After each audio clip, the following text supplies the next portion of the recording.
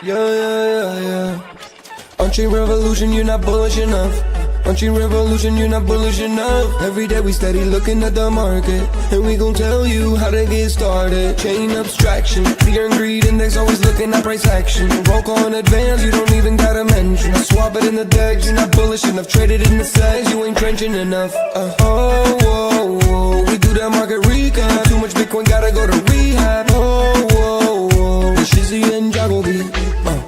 OnChain Revolution, network in the art. Every day we go live, baby, you know where we are. We mention all the networks and the crypto. Need some more liquidity. Flipping and trading is the recipe. Too many protocols to count. I get high and I'm never coming down. Number go up, then I'ma say peace. Yeah, you thought that I was gonna leave. Yeah, we just getting started, man. OnChain Revolution. Every day. Bring the beat back. Eyes everywhere, gotta be careful with volatile meme coins. You can get some bread if you round trip it, then you gon' regret. All this information in my head. BYOR, touch grass instead. Nobody really knows how it's gon' end up today. Somebody gotta tell you what's happening today. I don't let the money change me, no way. OnChain Revolution, here to stay. Yeah, say I'm Sage, man. Voodoo 2 on the way.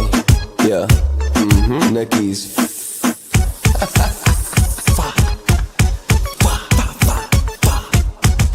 Yeah. OnChain Revolution.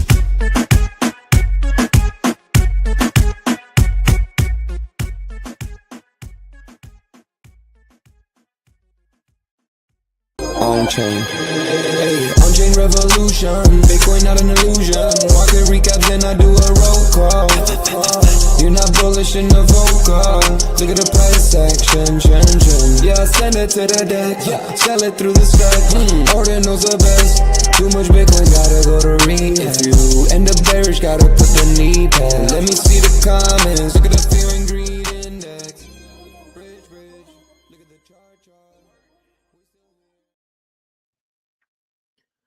Welcome back to OnChain Revolution. My name is Shizzy. On this channel, we cover the entire Bitcoin and crypto ecosystem. What is up, guys? We have an amazing show for you guys today. We are live from the OnChain Hour, and today is going to be absolutely crazy because it all depends on what happens later. Right now, it's kind of like the calm before the pow, right? So at 2 p.m. today, we have Jerome, the pow, coming out, and he's going to say if he's keeping rates the same, which Polymarket says that he is. And then at 2:30, he's going to come out. And I'm hoping, and I'm really hoping that it comes out and says the word quantitative easing. Even if he's thinking about it, would be absolutely huge for markets. I truly believe the next 10 weeks are going to be bullish. And I think that because we've had 10 weeks of bearishness, right? And what this market seems to be very volatile in the sense of it's not giving us a sense of what kind of market we're in. So I believe that we're in a super cycle that can really take us to heights never seen before with a bunch of mini cycles built in. So we just had a 10-week bear market. Now we're about to have a 10-week bull market. The summertime could be a 10-week bear market. And then the fall, we could have a 20-week bull market. That's what I truly believe. I truly am bullish right now. I think it's going to be really exciting. And we deserve excitement. We deserve it. We struggled these last couple weeks mentally, our pockets, right? But I think we're about to get really, in this. So I don't want to say you're going to get rich because there's a good chance that you're going to get in late and then you're going to struggle. But if you can prepare yourself to kind of get through these little cycles within a cycle, the fall could be absolutely amazing. So I think it's time to really start looking at projects, really start looking at things to be bullish on, and then maybe weed out the things that aren't going to move as fast. And that's what we're going to help you guys with. That's what our show's all about. And that's what we're here for, guys. We're here every single day for you guys to kind of teach you guys what is about to happen and what we think is about to happen. So two different things, very different things. But without further ado, I'll bring my partner here, as always, Mr. Iago B. What's up, buddy? What's up? What's up, man? You ready to get powed today? I'm ready to get powed. Yeah, Jerome, save the markets, Jerome. Yeah, look, Bitcoin's reacting pretty decent, but we know these days can be volatile depending on his tone, right? So we're really depending on this guy, the tone of his speech, and I am expecting volatility, but I'm hoping that it's more on the positive side of the volatility. So we shall see. Yeah, we'll definitely see. So basically, I said it before, 2 p.m. today, rate decision, 2:30. I think we're all kind of expecting what Polymarket is predicting. Polymarket users predict 99% chance that the Fed will not make any rate cuts changes today. I think we're all on board with that, right? Yeah, that 99%. Polymarket has been Yeah. accurate once it gets past that, like 70, 75, 80% for the most part. Obviously, there's Yeah. outliers that have been proven otherwise the opposite, but not many. So 99%, I mean, I wouldn't go against that, right? Not with Polymarket. I'm not betting against Polymarket here. So we're basically going to sit flat. But what happens if he comes out? Like, what happens if he does? I mean, this is his decision at the end of the day, and this could be something in the last seconds. I mean, we see U.S. gas prices drop for 4th consecutive week. I mean, reaching a 4-year low. We haven't been this low since 2021, right? Early 2021. And that's saying something, because at that point, gas almost died off a cliff because no one was driving in 2021, right? Because everyone was stuck at home for the most part until like later in the year. But yeah, we're seeing gas prices throughout the entire country in the U.S. really drop off a cliff here. And Powell has to be considering this, because normally what happens is when gas prices drop, inflation drops, because it gets cheaper to move that truck from Maine to New York. It gets cheaper to drive from Florida to Texas, and kind of bring assets or commodities Goods. all over the place, and goods and stuff like that. So I think this is a big deal, and I think this is great to happen today, because now this is actually in their playbook, and I'm glad it didn't come out like tomorrow. So I don't know. I wouldn't be shocked if they cut rates today. You wouldn't be shocked off a 99% Polymarket. I think the market would be extremely shocked, though, and it would do, big green candle, in my opinion, if that happened. Yeah. Just because everybody's so like locked into to the fact that we're probably gonna, not cut, just keep paused and until the next decision day. So I think it would definitely, positively affect the price trend of the markets. But you're right, though, in terms of the overall economy. And that's why I think this administration wanted to focus first and foremost on energy, because once you bring energy costs down, like you mentioned, transportation is huge. And those savings can roll into discounting some products, right? Like you mentioned. Yeah.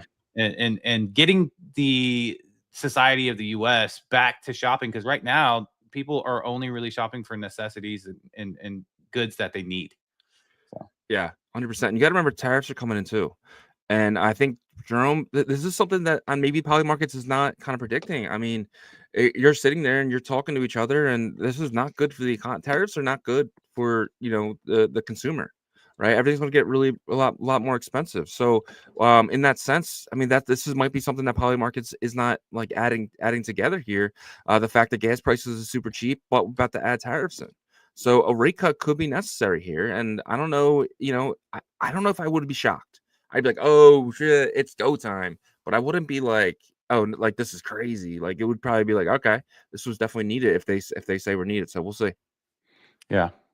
Some psyoping, though, if it does happen, in my opinion, trying to psyop Would it be the considered public. psyop? I don't think it's a psyop at all. I think that it's taking in information that maybe Polymarket is not taking information. I mean, you got to remember the tariffs is something that's never happened before in our Yeah, I lifetime mean, anyway. but who's? I'm not saying a psyop from Polymarket. I'm saying a psyop from these whales that are betting one side, or maybe they just lose the 99%. I can't bet against that. Not So for me, I might I put would $10 be on it, bro. yeah. Okay, so that's fine if you do a lotto ticket. That's different, in my opinion. But nothing. But yeah, I mean, substantial. I just think that maybe these Polymarket guys are just not taking in all the information. But we'll see. We will see. We will see.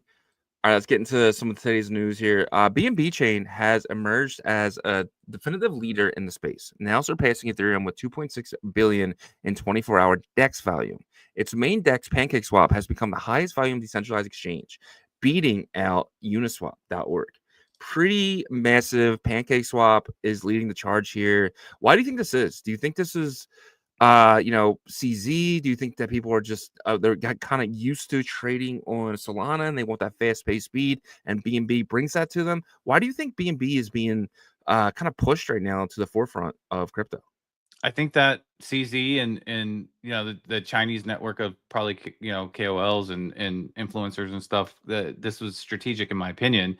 Yeah. Like when we were on BTV, they were talking about this Yeah. on Sunday. So I think the Chinese community was like, okay, BNB is going to pump, or the ecosystem is going to pump. So I think they also saw with Solana declining, right, in volume. They saw it as an opportunity, kind of like go for the kill type of situation. Yeah.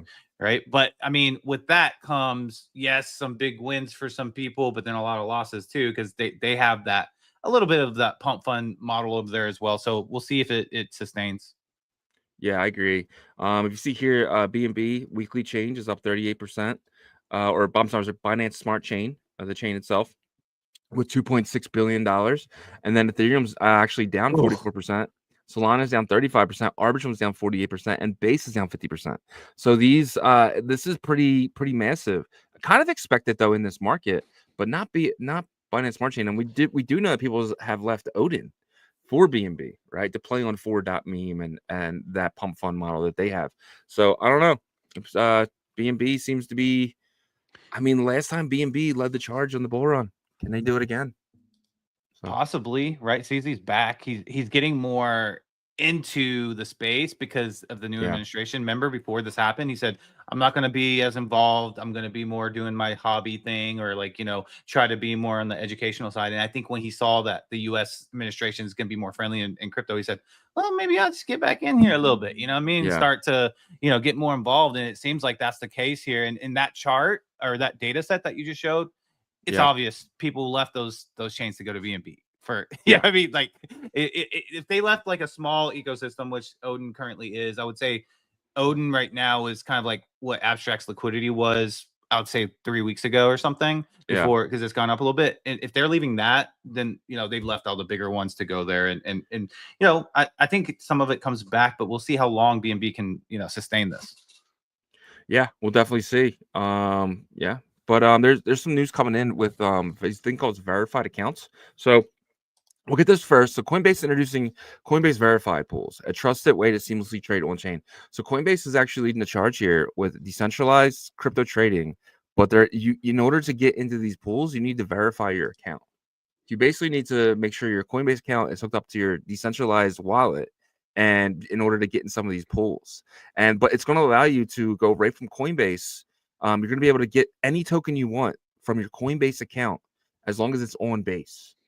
So let's just say you want Shiba, or a token that's not on there. Let's just say dog, right? From Bitcoin. Somebody can bridge that in to Base, and now you can buy it with your Coinbase account in a decentralized manner, and then it will show up in your Coinbase wallet. But you need to verify your wallet with your Coinbase for this to happen.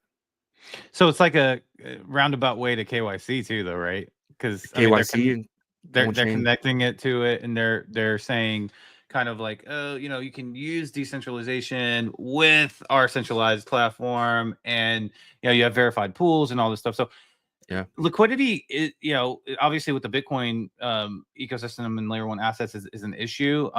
Other chains don't see it as much though. Like, do you see other chains benefiting from this? I see Bitcoin definitely benefiting from this, but what about like other chains? I don't see why would Bitcoin benefit from this? Well, if they're gonna, what is the verified pools going to be? Is it going to be liquidity pools? No, so you're going to be able to get any coin that's not on Coinbase. So you can bridge in any coin that you want. Like I said, dog, for instance, you can bridge dog in from Bitcoin on Base. Now that it's on Base, you can set up a pool in Coinbase for it to be able to buy it from your Coinbase account. Okay, that makes sense. So basically, it's like not listing it, but at the same time, kind of doing okay. I gotcha. It's giving access to decentralization or these DEXs or any token that you want from your Coinbase account. So you're going to be able to, like, you just buy Bitcoin, right, for instance, and then you can use any token. And if long as that token is bridged in the Base and has a one of these verified pools, you're going to be able to swap into these pools. So potentially you're going to be able to bring any coin to Coinbase. That's going to be pretty cool. Yeah. It's going to allow anyone to do anything as long as it's on. But that's the thing too, is it has to be on Base. So you're going to see a lot of people bridging their tokens from these other chains on the base. It's going to get pretty crazy. Yep. And then Binance came out and they said Binance Alpha 2.0 launches globally. First in the Chinese-speaking region, the new feature lets SEX users buy a DEX tokens directly on Binance without withdrawals. CZ calling it brilliant. So Binance kind of saw what Coinbase is doing, and they're like, let's do this too. But the thing that they're doing that's different is they're actually allowing you to do any chain, right? So you can, if you have a Binance account, now you can buy a pump fund token that just launches on your Binance account. And this is just launching in the Chinese region first, and then it will expand. But right now, if you're a Chinese user and you have Binance, you can buy any token on any chain through your Binance account. Do you think they're doing this because of the hyperliquid and that kind of situation that's shown that a lot of volume's happening, and they're like want to make sure that they're not just doing the same status quo that the centralized exchange did previous cycles and everything, and they're trying to still capture kind of like this decentralized user? Or why do you think they're doing this? Because of Trump Coin. When Trump Coin launched, it launched on Solana, and nobody was able to get it. None of the SEX users were able to get it. So what they were doing was they're all withdrawing their Solana at the same time, which was causing mayhem, right? Like thousands and thousands. Like some exchanges were just wiped out of Solana because they were all withdrawing Solana to buy the Trump Coin. But now you don't have to withdraw your Solana at all. Now you can buy the Trump Coin directly from your Binance account, and it'll actually do it in the back end from a DEX. Gotcha. Okay, that makes sense. So it's really, really big news there that decentralized exchanges are actually looking at DEXs for the first time, and they're like, we need to be a part of this. Like we need to make sure that our users can get in this because we can make a fee. We can make money from this. So yeah, and they're all about that, right? So getting them fees. Yeah, we're having a problem with Rumble. No, I just updated it. So it's not updated yet though. Hold on. Let me remove it. You have to remove it and then add it back. Yeah, see if it. Sorry, guys. And Rumble. I can handle that if you want to move to the. All right, we're good. We're good now. All right. So let's look at this right here. So this is the Bitcoin bull market support band. This is really interesting to me, right? So this is the bull market support band. Every time we've been over this line, we've been in a bull market. Every time we've been under this line, we've been in a bear market. For instance, back here. Been under the line the whole time, bear market. Over the line, bull market. Over the line. So this is still saying that we've been in a bull market for most of the time. Right here we slipped under. Right here we slipped under, and right here we slipped under. But every single time we've slipped under so far, we've met with this upward momentum. Every single time. It does take a little while. Like here, this took about a couple months. Here it took about a couple months.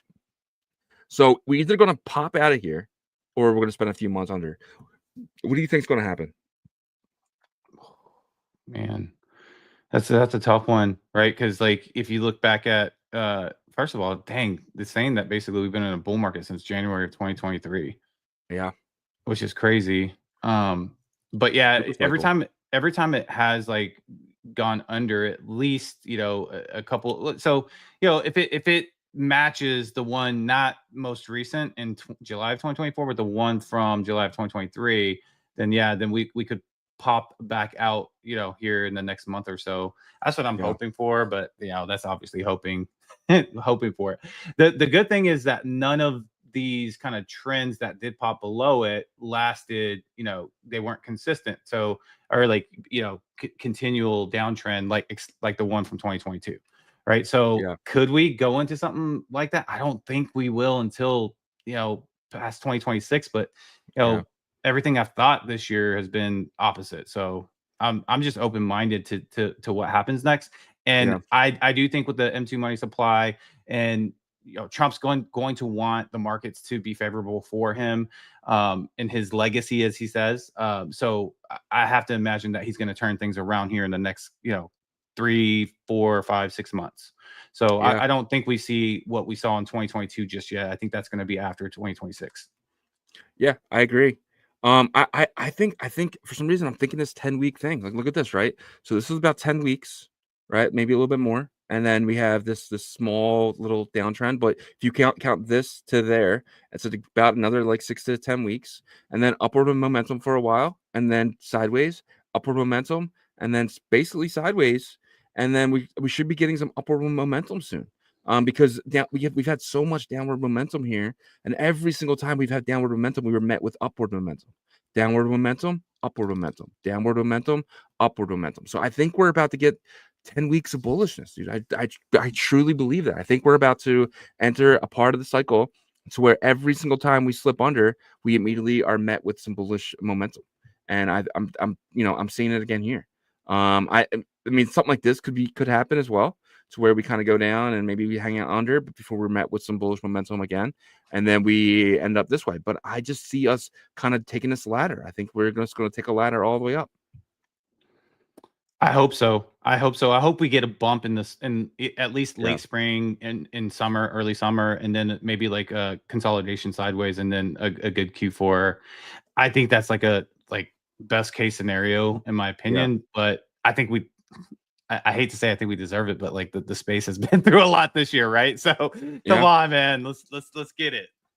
I think bull run starts today. I think tomorrow and the next, I think that we're going to get this really bullish momentum. People are not really going to start seeing it though for like 10 days. And that leads us right till the end of the month. Right. And then we have that April 2nd moment where the tariffs are going to come in, and maybe that doesn't happen. And we just have this upward momentum. And another reason why I think that, so people were really worried about Japan's interest rate. They had their interest rate earlier today, which was their daytime, and they came out and they kept interest rates the same at 0.5. So people were really worried about this carry trade. And that's people taking loans out in Japan and using that to buy American assets. And what happens if the loans go up, they got to sell those American assets to pay back the loan, because the interest rates over there, they just kind of keep going up, right? So this was at zero for like 4 to 5 years, and now it's finally on its way up, but they've paused it now. So this is something Benjamin Cohen was actually saying. This is the reason why we're bearish right now. It has nothing else to do besides the Bank of America. Bank of Japan kind of raising rates, but they've paused now, and they could pause for a little while, which would allow markets to kind of catch back up. Yeah, so this is actually a good thing, right? Yeah. That the fact that they paused, and people aren't, people that are over here, they're so focused on our markets only, but Bank of Japan has a lot to do with what we've seen the past month and a half, 2 months. And this wasn't the first time the carry trade has affected us. It affected us actually, I think in like the early Q4, maybe late summer of last year. And it was pretty detrimental for like a 2-week period. People were like, TradFi guys were scrambling, remember, to cover their margin and all that stuff. And that's why like the markets tanked, and then Bitcoin kind of followed and all that stuff during that time. So this is a good sign that they are pausing, but again, hopefully they keep this trend of pausing, and that's a good thing, because whenever they pause, maybe that they'll keep pausing, and they want their economy to get energetic and stuff too. So so hopefully this trend continues. Yeah, 100%. I truly believe that this is another reason why I think we're gonna have 10 weeks of bullishness at least, and that'll lead us to the first week of June, but we'll see. SEC Crypto Task Force first roundtable session to discuss key areas of interest in the regulation of crypto assets will begin this week on March 21st, and will be streamed live to the public. This is absolutely huge, because the one of the things we didn't have the last 4 years was open public talks with the SEC. We had no idea what they're thinking. We all thought we knew what they were thinking. It was all bad, right? Bad. But now they're actually going to put their roundtable session, where they're kind of put out all their ideas actually out on a live stream. Like this is I feel like this is a complete change of guard right now, going into an area where everything is streamed, right? People stream their dinners, their lunches, and now we're actually going to get these round tables streamed live. This is a big deal, and I don't think anyone's really talking about this. They're trying to be more open and gain trust back, I think, from the public. Yeah. Which is a great thing. That's what we need from the bureaucracies that are going to, remain a part of our government, right? And so I think this is really big, and you get the information directly from them. So it's the complete opposite of what they were doing the past 4 years by not telling builders and the industry what standards they're trying to roll out and how they assess different situations and stuff. Now they're telling you directly, and this is exactly what we need as an industry for builders, for startups, right? To not be scared and allow their innovation and their creative minds to be released. Yeah, I agree, and I think this is going to be big in the sense as well as kind of getting just the thought process behind these things. So that's been a big thing. Like we just didn't know the thought process behind a lot of these decisions, and now if we can kind of see them working out the thought processes live, I mean streaming. I mean, this is absolutely massive. This is another reason why I think we're about to get really bullish. I feel like all the signs are really pointing to where we're about to enter a 10-week period of bullishness. I know I keep repeating that, but I don't know. It's just on my brain. Long-term holders are actively accumulating Bitcoin, adding 166,000 Bitcoin, nearly $14 billion in the past 30 days, according to Glassnode. I mean, this is absolutely insane. And I did have a chart, but it doesn't seem to be loading up. But anyway, this is insane to me. They've been just buying and buying and buying. Here it is. I have it here. The past So month, this is the 14 chart. billion. Wow. Yeah, look at this. Like this goes till February 21st. And then it's just been since then, it's just been upward momentum. Yeah. And Bitcoin's been down. So long-term holders were selling since December 13th. Yep. Wow. Heavily. Yeah. Heavily. And so then they're looking at so that third week of February, these whales have been looking at Bitcoin as discounted, because they're basically saying, okay, they're fine, they're happy whenever the price comes down, because for them, they're the ones who took profit in December, right? Because they've done this game, they've done the 4-year cycle, and they know what's coming. So this is definitely bullish that they are picking up, and it's going up, right? So you see here, 13th of March. And it's continually going up. Like, when does that stop? I don't know. There'll be a time where it might like kind of level out and more sideways consolidation.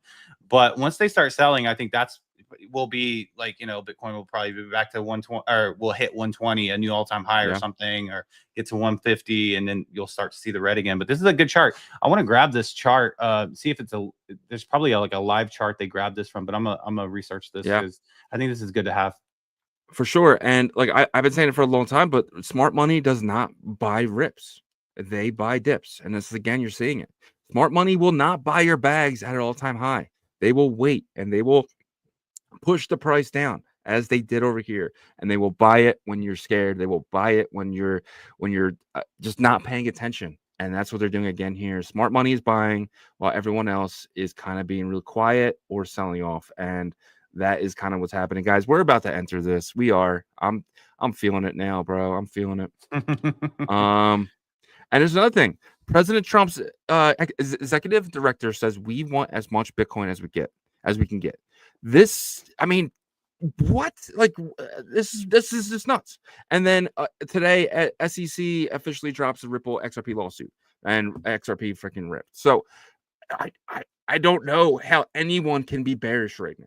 I just don't know how you can sit there and be like, I don't want to buy, and I have money on the sideline. What is wrong with me? You should really look at yourself in the mirror and say, this is why you buy tops and sell bottoms, right? We need to buy bottoms and sell tops. Yeah, I agree with that. And there's going to be a point where all this positive news, these little headlines and stuff, they eventually, we get past the kind of constantly worrying about like what's happening with the administration, with tariffs and all that stuff, and all these little positive headlines will kind of snowball, and then that could be like the most bullish event ever, right? Is whenever it's like, okay, look, SEC's off our backs, M2 money supply is here, Fed's starting to cut rates, all these things, like Japan's continually pausing. Like, there's so many things that can pile up together, and that's what can really propel us to what we've been waiting for, Valhalla, for this cycle. Yeah, 100%. Yeah, man. All right, let's get into today's fear and greed here. So, wow, last week was a 34. Yesterday was a 34. We're a little bit lower than 34. I guess it's my hint today. Tiny bit lower. Oh, 33? You said right tiny. There. 30. I was gonna say pretty 32, tiny. but you said tiny. Tiny. I mean, that's like less than 1%. So that's pretty good. So so we're sitting here at around 32. I think tomorrow we're going to be in the 40s. I truly believe that. I think the POW thing today is going to get really. I think we're going to see 88,000 in Bitcoin today. I think we're going to push up. We're going to short squeeze to up that far again. I truly believe it. So we'll see. Yeah. I agree. Well, it depends on how it goes, but I think that we, have a positive feeling that the meeting's going to go dovish, but we'll see. Yeah. Last meeting was dovish, and I felt like the economy was in a worse situation last meeting with Yeah. them. So I am expecting that. There was a lot more uncertainty last time, right? Especially with the tariffs. Now we've had tariffs from Canada and Mexico for a little while, and China, and now we're about to enter Germany, France, Britain. Like a lot of other countries are gonna get hit with they're gonna, if they keep their tariffs to where they're at, they're gonna get hit with reciprocal tariffs right back. But we'll see. But they could all drop them. They could all say, you know what, drop them because we don't want to pay it. So, but we'll see. Bitcoin price action time, guys. This is brought to you by the great guys at Finance. We had them on the show yesterday. They're gearing up for their mainnet on Hemi. If you don't know what Hemi is an L2 backed by Binance, and it's going to be a great opportunity for you guys to use Finance and also be able to potentially get a Hemi airdrop. So when you're using Artura on mainnet, you're going to be potentially, and this is just me guessing, but eligible for a Hemi airdrop as well. And Artura did say they want to enrich their community, so this is another way for you guys to really double dip here and use this. And we're gonna do a tutorial on this when it's ready. But right now, if you guys want to get prepared for that, you guys can go to Artura.finance right now and use the Botonics testnet, and that is the paper trading. Making one trade will get you put into the raffle to potentially win big. So go to Artura.finance. Do one trade, claim your Bitcoin, claim your $10,000 in USDT, make a trade. Today I would go, full on 150x. No, I'm just kidding. But I would definitely go. I would definitely go up. I think we're gonna go up today. But hey, it's paper trading, so it doesn't matter if you win or lose, but you get entered in the contest. And Artura is doing big things, guys. And they're gonna have a paper trading competition starting hopefully soon, and then the mainnet as well. So definitely check that out. And who knows, Botonics might even do. They say they won't, but who knows, right? Potential to do something big for the people who are using the testnet. And when you're using Artura, you're using the Botonics testnet until mainnet. So. Yep. And guys, before we get into the Bitcoin price action, if you guys could help us out on the YouTube side, smash that like for us, subscribe to the channel, and turn your notifications on so you know when we're going live Monday through Friday, as well as on X. Hit that like for us and share the space as well. If you could share it on Abstract, the stream link, that would be great as well. And we appreciate you guys for helping us out there. Let's get into some Bitcoin price action brought to you by the great guys from Artura. But let me go ahead and pop this up here and share my screen. All right. I'm going to have to bring yours down. I knew that was going to happen. All right. Here we go. All right, starting with the hour chart, guys. It's looking pretty good, but I would say be careful, right? Because we are about to come into the Fed meeting, right? We're going to see what kind of tone Jerome decides to have and which way he decides he wants to take the markets today, right? And that's going to happen in about 2.5 hours. I think it's 2 p.m. Eastern when it starts, right? Yeah, 2 p.m. Eastern. Yeah, so about 2.5 hours from now, guys. But yeah, so let's take a look at what the indicators are telling us, though. So indicators are looking good. The hour chart looks bullish. You can see here we're sitting at that 100-point mark on the stochastic RSI for the hour chart. This uptrend looks beautiful with just a tiny bit of, one little red candle that was tiny here. And then you can see the MACD looks strong. It actually weakened here, like we thought maybe it was going to pull back down. But no, it continued back up, and you can see the MACD line, the blue MACD line is not straight up, but it's definitely more up than it is trying to point back down, right?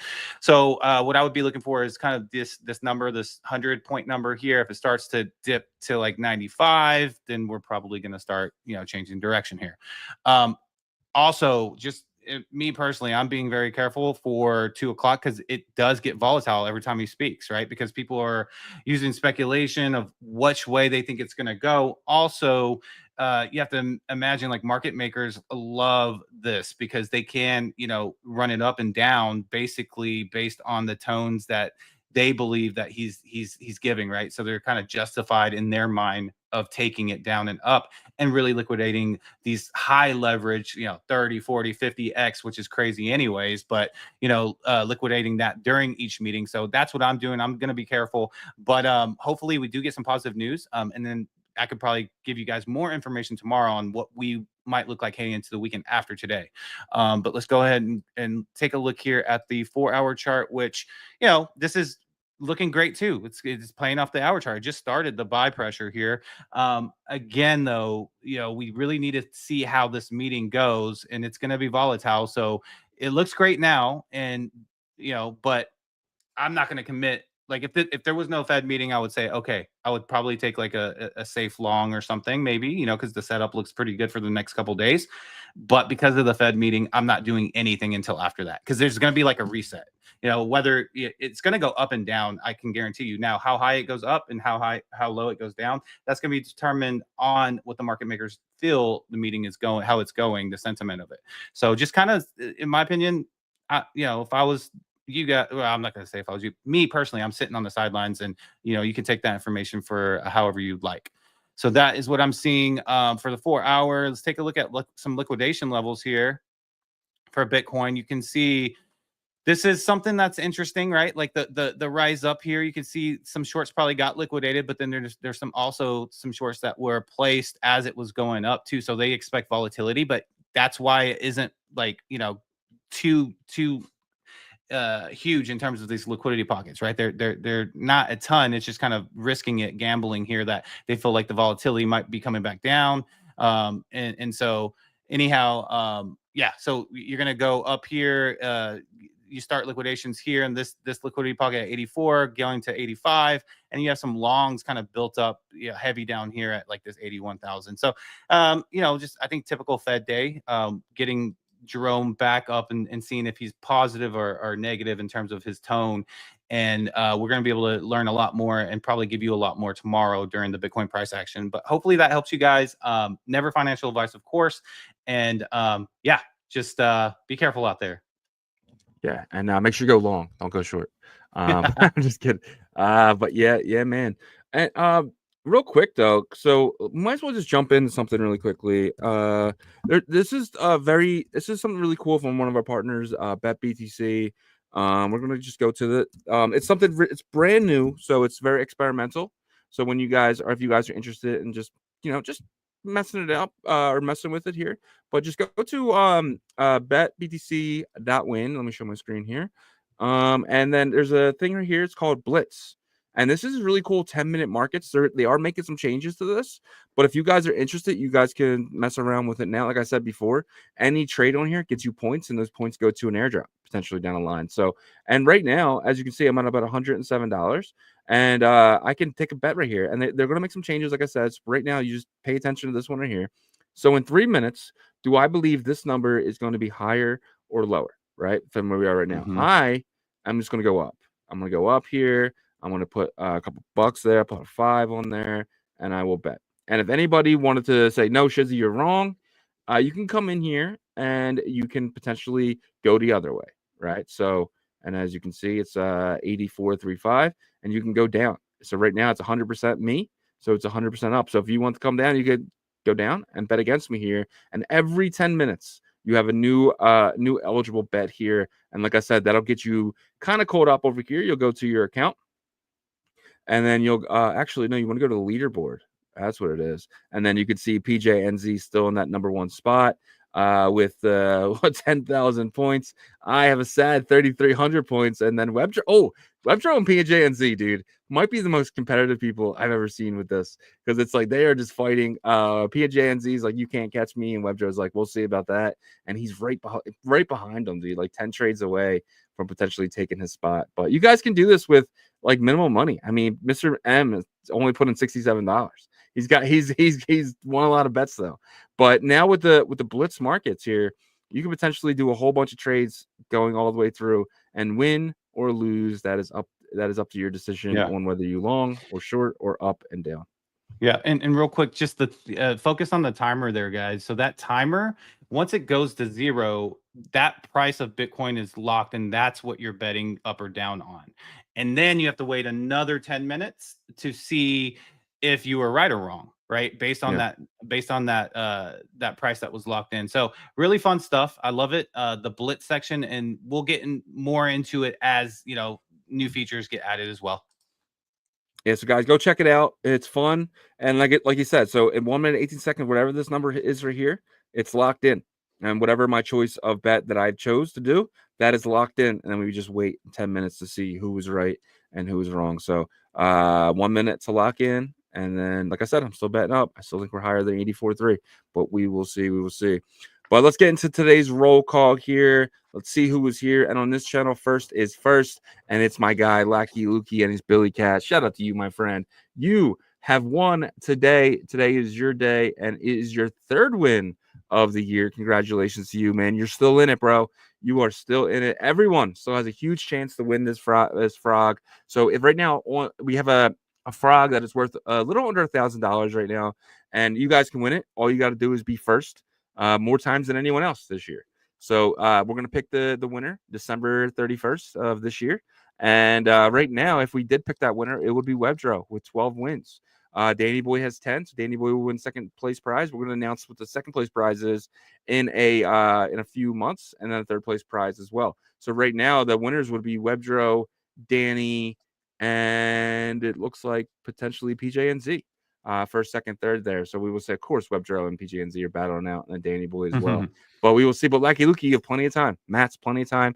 ASAP Benji, really any of you guys. Tim Baker, plenty of time. Chief Axel, all you got to do is be first. If you're not first, you're last, but you can still be first every day. So shout out to you guys. And then ASAP Benji was in there. Oh, there's 104 for Lucky Lukey, and then 113 for ASAP Benji. What a battle. What a battle. PJNZ came in at 144 yesterday. Shout out to you guys. Mr. Hanky, the Christmas Poo, was right there. Tim Baker, Chief Axel, Webdro. Shout out to you guys, man. And Gary D comes in with a bitmap. And then Gary's been here a lot. Appreciate you, Gary, showing up, man. And then we got someone named Ringer in here. Says bitmap. Shout out, the bitmap community came in strong today. Finally, they did something. So shout out to the bitmap community here. You guys are coming in strong here. I hit you guys back with a bitmap. And then G Money came with a bit. Yeah, guys, come in. This is what it's all about. Come in every single day. Let people know the assets that you are all about. The more people can see this, the more people are going to go potentially buy your asset, right? Stop being on the sideline. Come in here, put your asset in the chat, and let's see what happens, right? And that's one thing about the bitmap community. You guys are quiet unless you're fudding. So let's just be loud all the time. You want to FUD? FUD in loud environments, right? Don't FUD in the quiet because no one sees it anyway. So shout out to you guys, man. Nabob is here. Shout out to Nabob. Bitmap Capital is in the building. First time here in a while. See what happens when I FUD the Bitmap guys. They actually come in. They actually show up. So I might continue that. I'm just kidding. Superfan is here. GM. Superfan. Steamy J is here. ASAP Benji is here. Yo, let's go. Smash that like button. Thank you so much. Nighthawks is GM. Amigos. What's up, Nighthawk? Hey. And then myself says, I lost my bet on Polymarket last time. I'm going to play Contrarian again. I think we'll see a rate cut. Yeah, I'm the same way. Big Rod is here. Shout out to Big Rod, man. Yeah, I really do believe we get a rate cut today. I think it's surprising, but I think it shocks the markets enough for us to really run. I mean, if we do, then expect like the weekend to heading into the week, the rest of the week heading into the weekend to be bullish. Yeah, like I said, 10 weeks of bullishness. Here we go. Big Rod is here. Shout out to Big Rod. Afternoon, gents. Claudia Yu is here with a yo. Shout out to you, my friend. Do you guys have rarities on your bitmaps? What does that mean? So, like, do you have a 3-digit? Do you have Punk? I think I have a Punk. Yeah. I had a lot of 4 digits, but I did let some of those go. But I do have a couple rarities. I want to load up on the floors if they go down a little bit more. So that's what I'm thinking. Yeah, I see them going down to $9. I just think there's just too much inflation daily. I mean, there's more inflation on bitmaps than there's $1. So. But we'll see. A bitmap on an uncommon set is valuable. Okay, she means like the Satoshi the bitmap sits on. Well, I mean, rarities is rarities. So like it's punks are rare. 3-digit, 2-digit, of course, 1-digit is extremely rare. Yeah. So grid punk, like you said. Punk, yep, 100%. Mr. Cheaty says it seems like the timing of the start of the podcast changed. Yeah, we have a stupid thing here called daylight savings time, and Superfan says it here. Yeah, I apologize for that, guys. We're now 3 p.m. UTC. I apologize if that messed anyone up. Hopefully we don't get another daylight savings time. We gotta just outlaw that and kind of stay here, but we'll see. Do you know why that was made? I just found out why. It's because they don't want kids waiting in the dark for the buses. Yeah, I knew it had to do with like the sun going down earlier and all that stuff, or later. So Mark is here. Shout out to Mark. He said, I need to get my first place game on. Yeah. So yesterday, if you guys missed it, we played the Foxy game. It was fun and exciting. We had like 17 people in there. It was insane. It was one of the biggest showing up that we ever seen. So you guys can join us every Tuesday at 3 p.m. Eastern time. We're going to be playing Foxy's Cypher Striker. So definitely check that out. Matt's here says, let's go. Call to you. And then that is it. That is all the comments for today. Appreciate every single one of you guys who makes roll call every single day. Pelpa, the last second, pop in. Shout out to Pelpa and shout out to all you legends, man. Thank you guys so much. Yes, sir. All right, let's get into the on-chain news here. Arkham, Justin's son staked 100. So yesterday he went and bought $100 million of ETH. Today he goes and stakes that $100 million ETH, making a yield of 3 million worth of ETH per year. He can live off that, right? I mean, you can live off $3 million the rest of your life every year, right? I mean, that's a win. Yeah. Well, it depends on like what your lifestyle is, right? Obviously, like if you don't even have to be like frugal or conservative, really, you can live off of like what I think like 250,000 a year and enjoy, but not if you're Justin's son, because like he's worth like I think what probably like 100 million or more or something, right? Probably more than that. Well, he had 100 million in ETH alone. Yeah. Okay. So probably close to a billion. Yeah. So maybe. So and then like what other time would be perfect? I mean, like you saw what the ETH price was, right? And so to him, he was probably like, okay, I don't think if it gets worse than this, it's there's only so much further it can go. Obviously, it could get crazy, but there would have to be some crazy things to happen. But I think he just looked at this as such a juicy opportunity, and it makes sense. Yeah. I mean, ETH just getting back to 4,000 means he makes $100 million, not including what he's making from staking it, right? Yeah. So Justin's son, he's probably worth like billions of dollars, multiple billions. And if he has everything paid off, I just can't see, besides buying like insane stuff like art pieces and stuff, like I just can't see how someone can spend $3 million in a year, but like just by living. I mean, obviously houses, cars and stuff like that, and boats. I'm not counting that stuff because they're usually just one-time payments. But like, say he doesn't buy any like the really big stuff, $3 million could probably even last someone like him for an entire year, right? Well, I mean, it depends on his lifestyle again, but it should. I'll say that. Well, I'm just saying, your house is paid off. You got a boat, you got a car. Like, what else can you spend money on? I mean, extravagant dinners. Oh yeah, like dude, like but $3 million a year. Sometimes they'll tip $100,000, dude. Like, you know what I mean? Okay. Oh yeah, if it's a big dinner with like other executives, he wants to impress people. 100% higher sometimes. So that's why it is relative to lifestyle, but you know, someone like Elon Musk, I think, is more frugal, or they're known for that, And so, but one thing that you mentioned was, he would earn if ETH went to 4K, he would earn an extra 100 million on the value, but also on the yield, it'd be 6 million, right? So that would be crazy. Yeah, for sure. That's if you're bullish on ETH right now, I mean, he was the reason why it went from 1,800 to 2,000, just his buy alone. So, AI crypto bot, AI XBT. We know him as the bot that Udi at the top, $500 million market cap.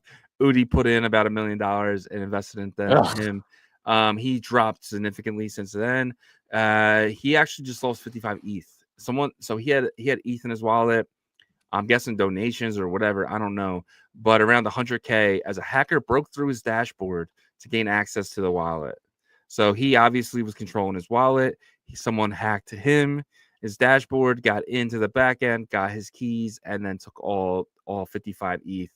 Do you see more and more of this happening with these AI bots, really, or do you think they kind of get smarter in a sense? Because right now they're only chatbots at this point, right? They can do a little bit in the back end, but not much.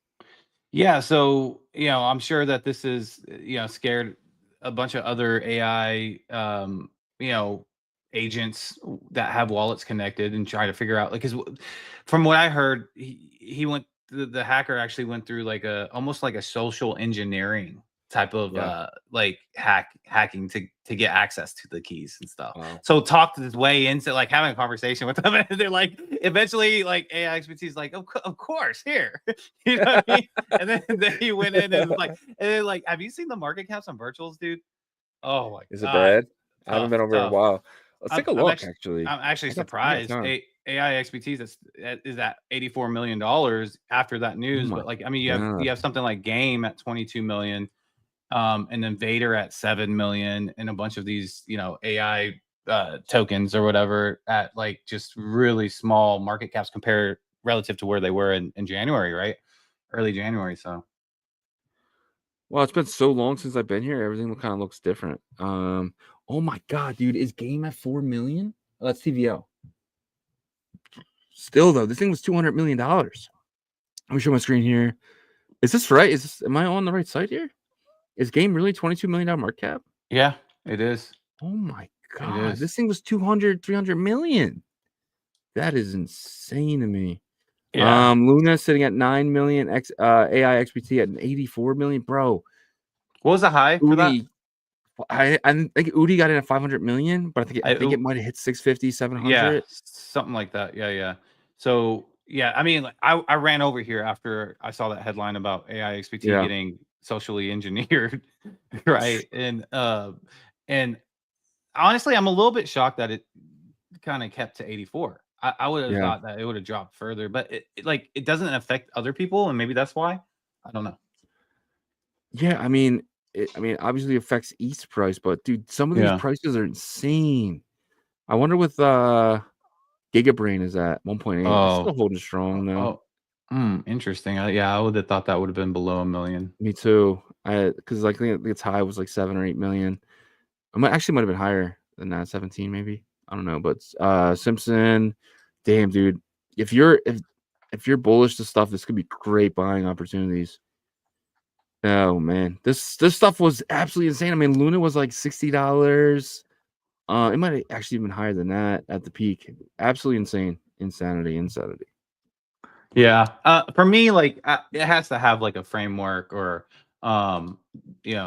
that something that's like usable for like the everyday user right now, right? So Yeah.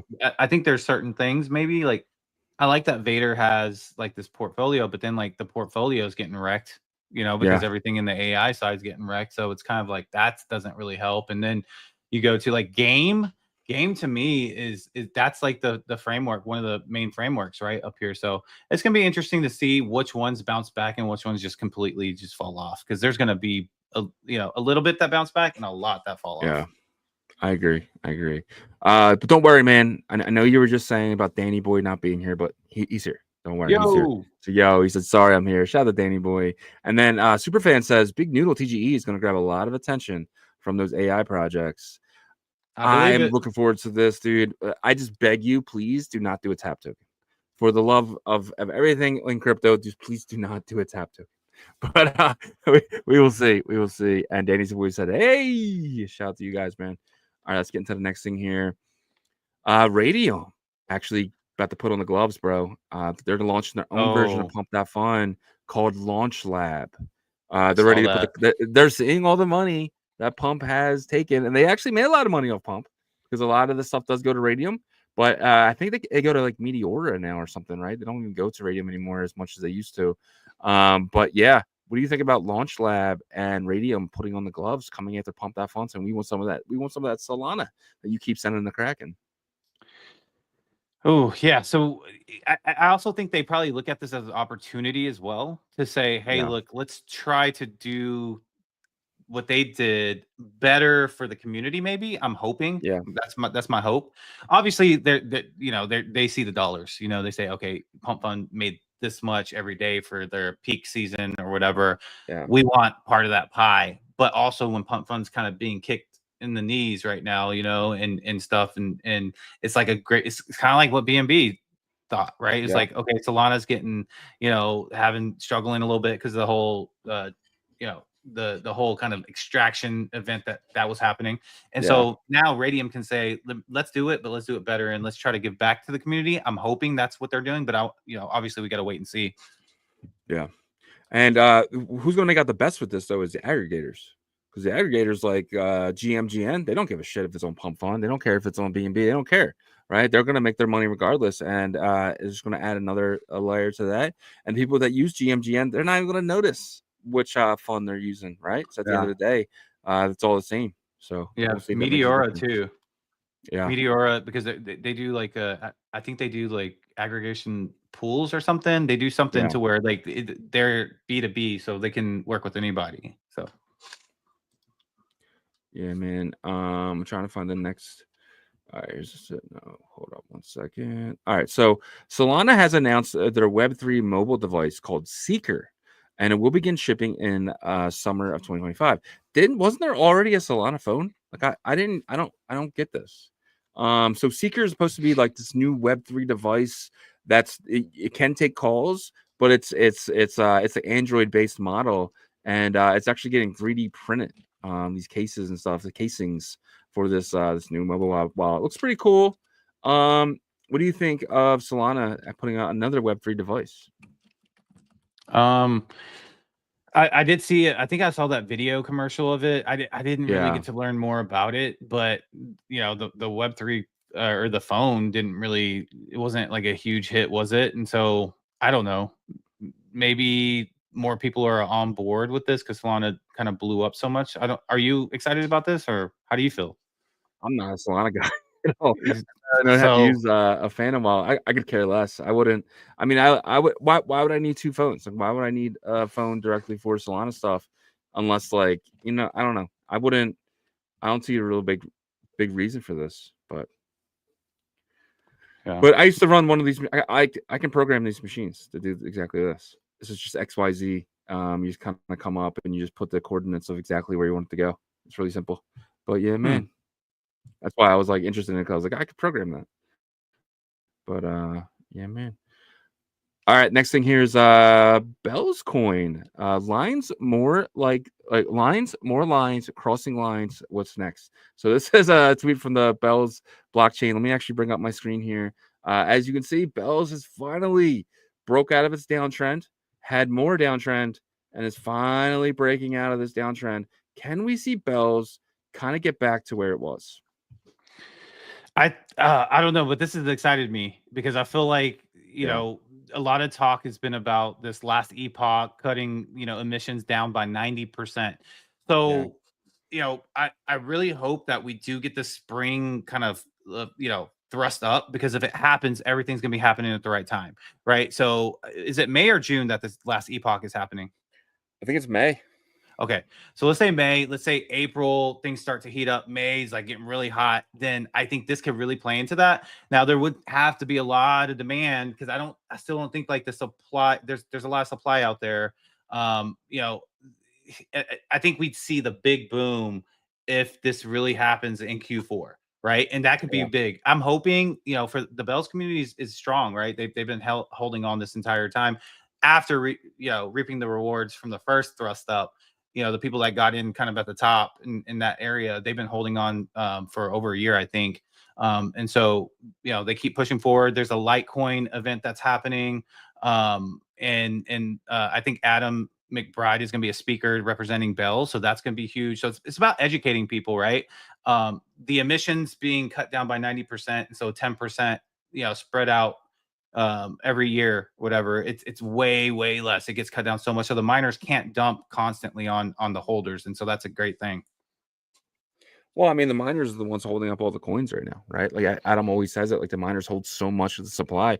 I think we're about to see a buy the rumor, sell the news. Like with the last halving in January, we saw Bells run up until January and then just completely just fall off a cliff after that halving that happened in January, right? And I think we're about to see that again. I think we're about to see a huge run up until the halving or the 90% cut, and then the miners just start dumping again. But so the miners dumping is a really good thing long term. So yeah, I would definitely, if you make profit on this, definitely take your profit before the cut. So it's definitely going to be, in my opinion, I think we're going to see what we saw before. They like to play the same playbook back again. In January, we had that cut, or was it December? I think it might have been December. We had Bells run up to that. I thought that was August. Oh, are you talking about okay? So there was the last halving. There was two, wasn't there? One in August. Okay. One in December, and then one in May. It might have been January. I gotta get this with Adam, but it was definitely a buy the rumor, sell the news event, because it one of them hit well though. I think it might have been the first one. to where it helped the price jump up. But then the second one was soft. Yeah. It didn't land hard like the first one. So I don't know what to expect here, but it seems like you're expecting kind of a repeat from the last one. Yeah, I'm expecting us to kind of run up here, and I think it runs hard. I think we get back up to 60, 80, 90 cents. Oh, and then baby Jesus, please, baby Jesus. And then kind of going into the halving, and then kind of dipping back down to where we are again today for the second build up. But I think that's really good though, because we need to get these coins out of the miners' hands. And that is one reason why I'm bearish on this coin right now, is the fact that the miners just hold so much of the supply. But with this next halving, the miners are going to get less and less, and that's going to allow people to come in and get more and more, right? So especially buying it off the market. So I think it's a good thing long term, but it's going to suck after this halving on the Southern News event. But we'll see. I could be wrong. Could be wrong here. All right, the next thing here is 4. 4.meme has recovered from an attack, resumed its launch function after a full security inspection.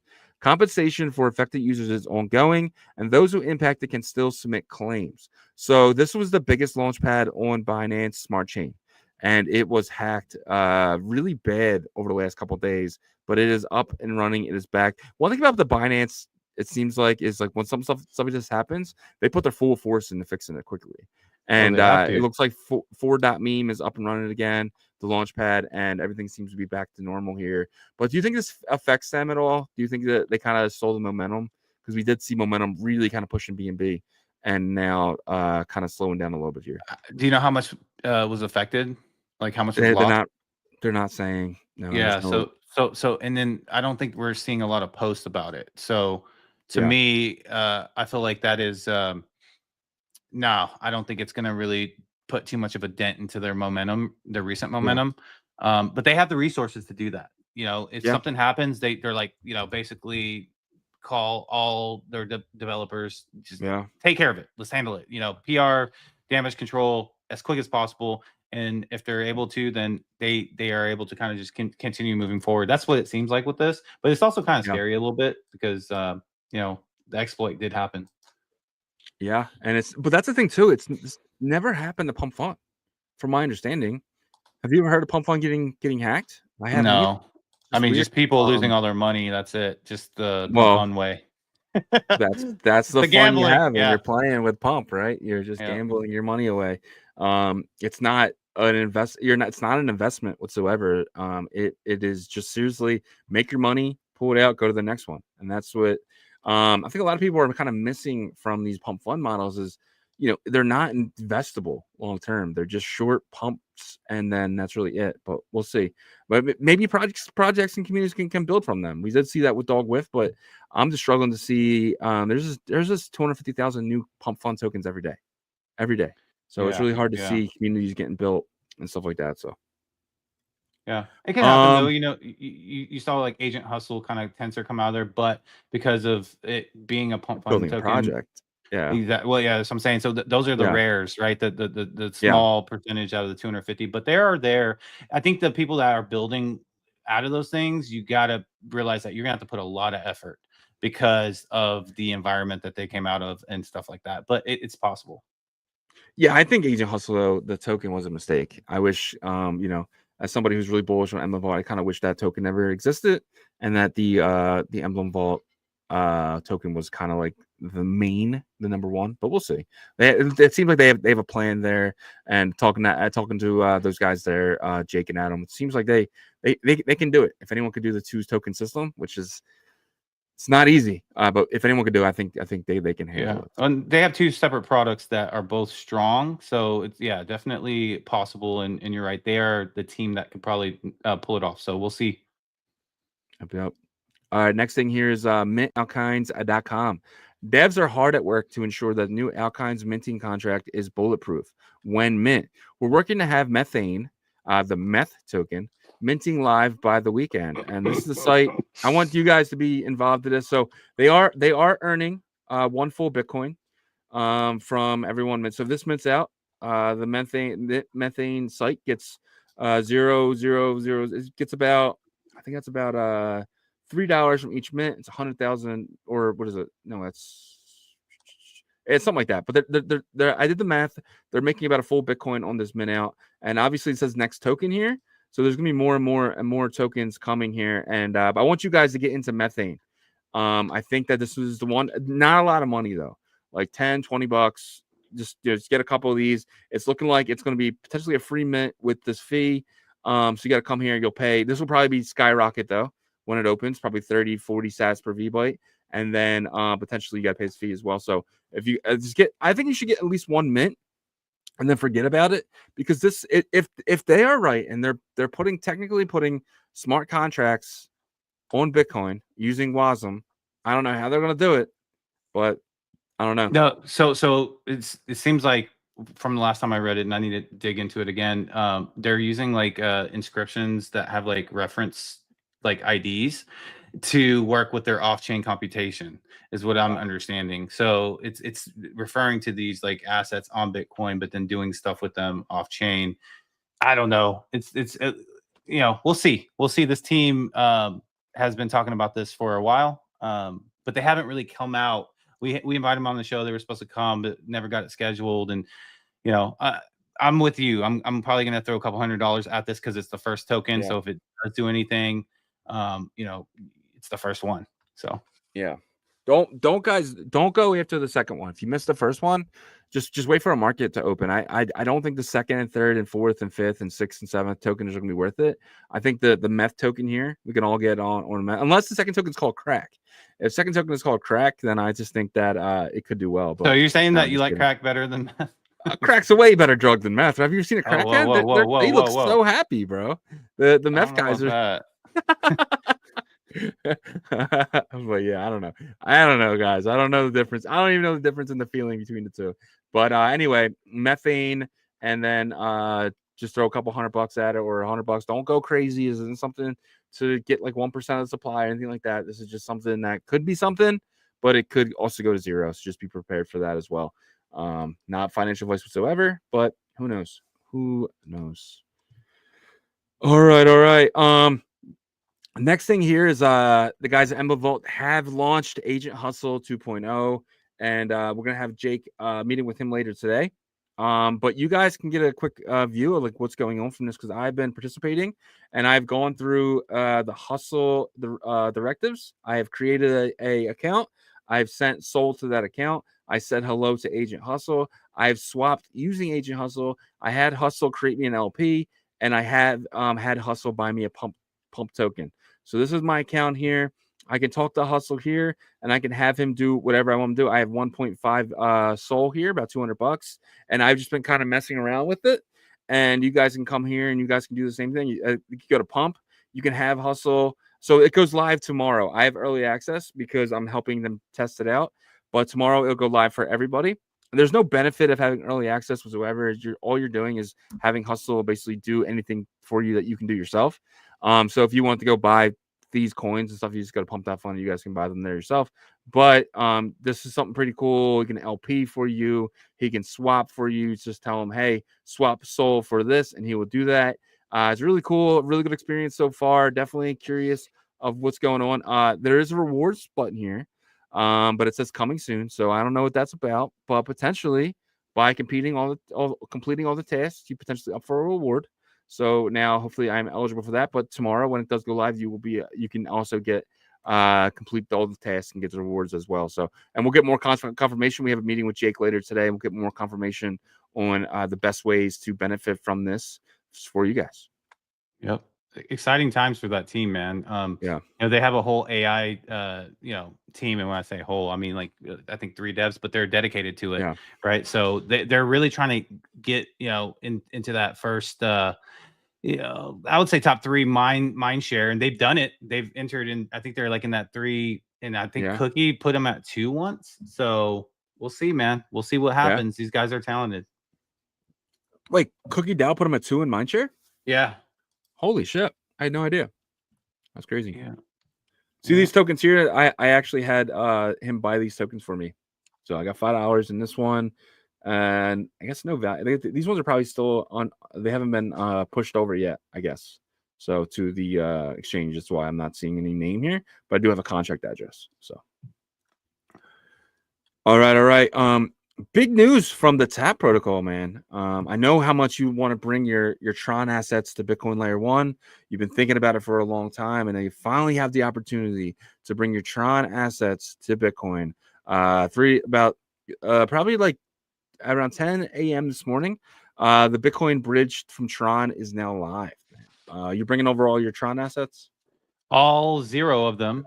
No, but look, you got to hand it to the team. They're trying different things. They're collaborating with different, ecosystems, and that's what you got to do. You can't stay stagnant even when things are slow, because when things are slow, people are going to be looking to see what you're doing the most, right? When things are like busy, then everybody's happy. But when things are slow, people aren't happy, and they're going to be looking and saying, "Hey, they're not doing anything." So you got to give them credit on this. Yeah, 100%. And there's something they announced a long time ago. It's just one of those things where it's like, I just feel like it's unnecessary. Like, I don't know. Maybe I just don't see a reason to bring Tron assets over. Yeah, Tron has a lot of, a lot of liquidity over there. But like, do you really see people from Tron wanting to come to, like, why would you go from 1 second block times or less than that to 10-minute block times? It just doesn't make any sense to me. It's just not like, my brain's just not clicking on why this would even be a reason. I don't know why I would do this. Yeah. So I did see Justin Sun kind of talk about like builders in Tron, but like almost kind of like he didn't know. He was calling them saying, "Hey, who's the builders for like the pump fund for Tron, or who's builders for this?" Yeah. So I think that he is looking to try to get their chain DeFi ecosystem more robust, because it hasn't been known for that, right? It hasn't. I'm sure there's like a swap or something, but maybe he's trying to be more relevant in that sector instead of just liquidity, stables, and stuff like that. And if that's the case, if it does work out, this could work out well for Tap and their ecosystem. But as of right now, we don't know anything over there, right? So it's like, okay, cool. Now what? What's going to happen? We'll see. We'll see what positives comes out of this, because I just don't know. I don't know. I need to research and see what they're bringing. What are they bringing? Just Tron tokens? So they're probably Well, Go what ahead. would be the benefit? Like, why? Liquidity. And I understand the benefit for Tap, right? But what's the benefit for Tron users?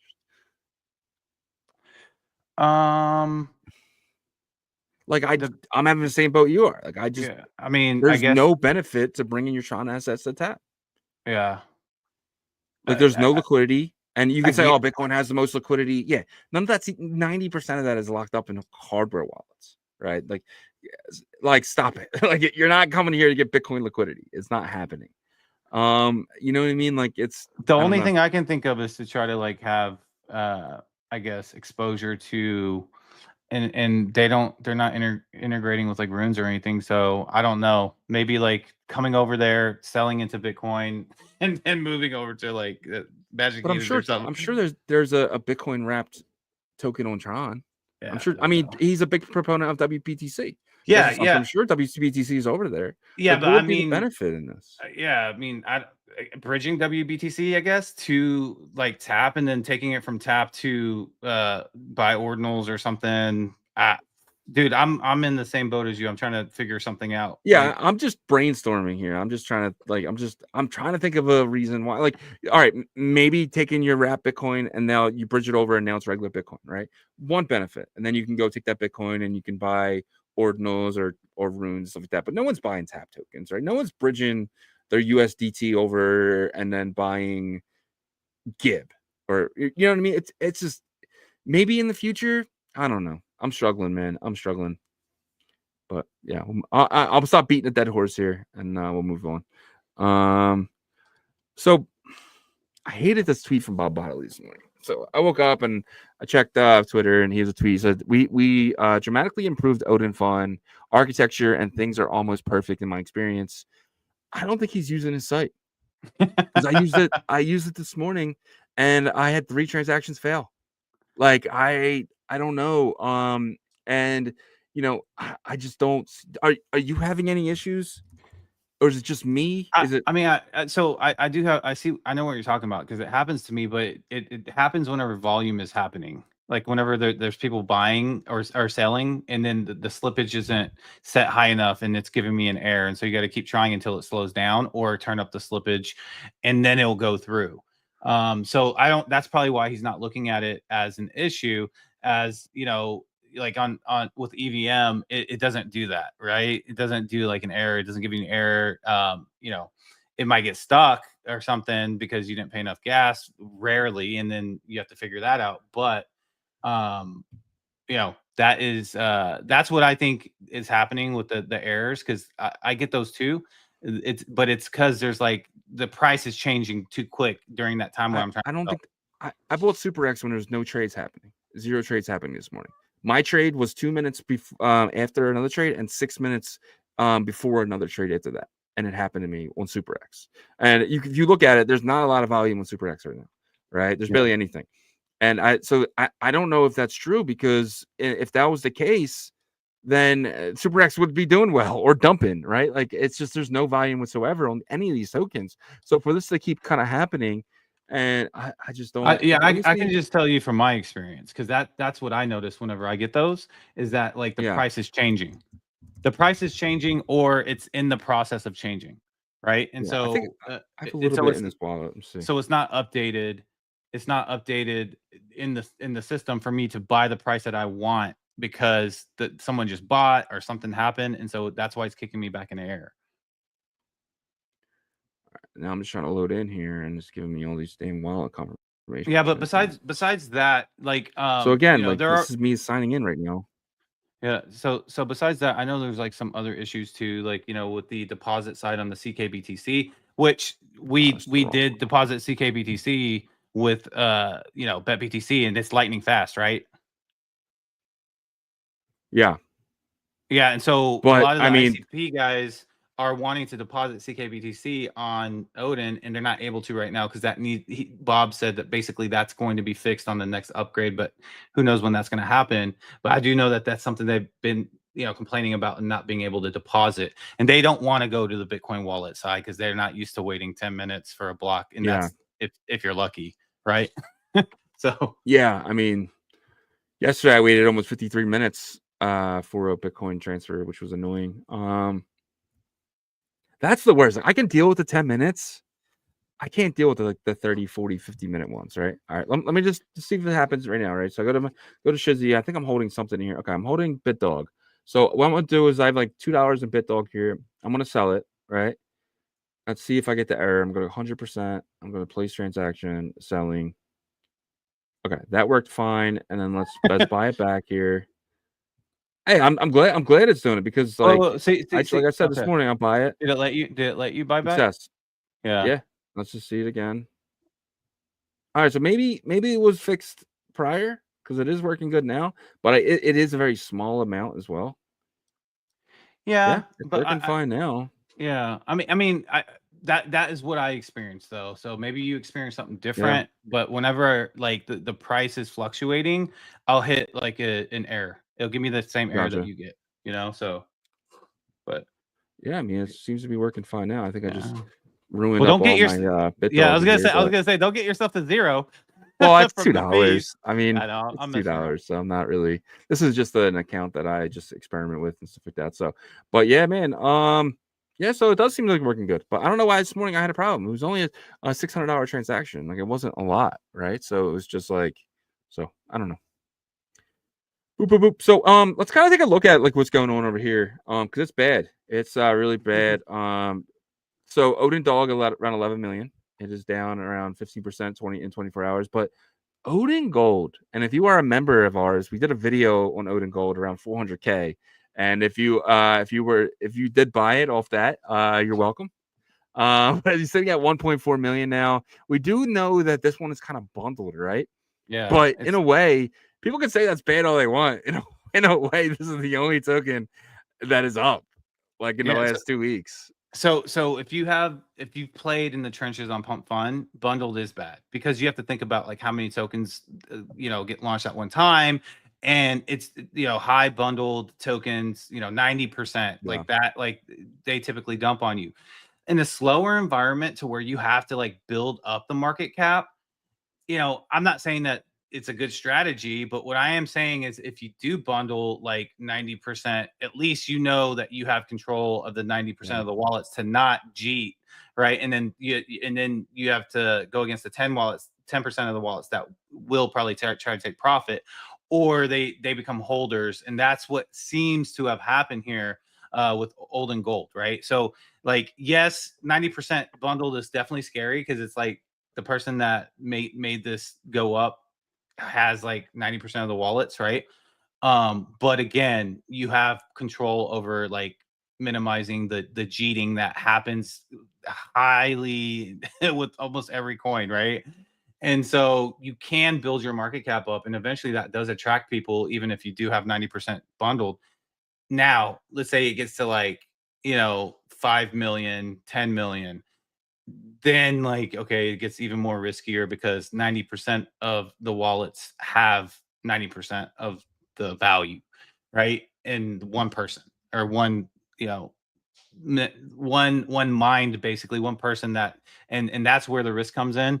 And so that's why you got to be careful. But I don't know, what do you think? How do you think I broke that down? It makes sense, but it's also like, Yeah, I mean, yeah, it's centralized in a way, right? Like yeah, you're buying and selling a centralized token that can be dumped at any point. It's very similar to buying a token by a project, right? You're hoping that project doesn't dump on you, but they could do it at any second. That's very similar to what these guys are doing. But it almost makes me feel like kind of like potentially this guy or this team is kind of onboarding people from like outside, and because it's like senior homes or something. I mean, potentially they could be going to places and being like, you want some Odin gold? I got that Odin gold, right? And they're like, yeah, put me in for $100, right? And they're just opening a wallet for them, depositing it, buying the Odin dog, and saying, here's your account. We will update you on how much money you've made, and then maybe every week they get a statement in the mail saying, hey, you're up 400% on your buy-in. Would you like to invest more? And they're like, oh, hell yeah.